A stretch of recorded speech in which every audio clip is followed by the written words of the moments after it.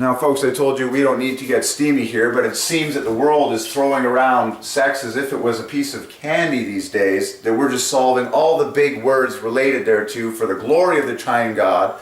So people have a wake-up call regarding who created sex and who takes the glory for it all, as it's happening by the millions all over the world as we speak.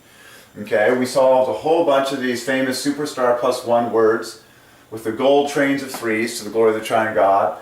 Well, the most obvious one that is left out of this mix is, of course, the word orgasm, which this is the plus one, okay? And here's the glory train of threes, okay? It has the word gas in there, so this is 27, wow, plus 33. That's 60 perfectly, wow. So there's the gold train of threes. The O and the R both divide by 3, then the word gas divides by 3. Beautiful. It just fits in perfectly with all of these other words to glorify the number 3, because God is 3 persons in eternal love. Okay? So God takes the glory for all this. God.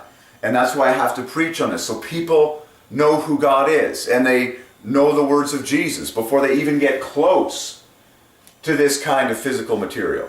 Because if you get even close to this kind of physical material without knowing the instructions of Jesus and knowing God, it's going to cause you a lot of pain. And, okay, God does not want pain for you. You need to obey God, okay? It's really not that, but we need to teach this stuff to our kids at a young age so they get it and they know the truth, and the truth will set them free. And it is true, okay? So, just do the math yourself. Here it is in black and white for free on the internet for all the world to see. How all these words glorify the number 3, because God is 3 people. 3 is the number of unity and love and intimacy. Because God is 3 persons. That's the whole thing, is that God is taking the glory for all of these things, and He has chosen words and numbers as the mechanism by which He does that. There you go. So, worship Jesus Christ today.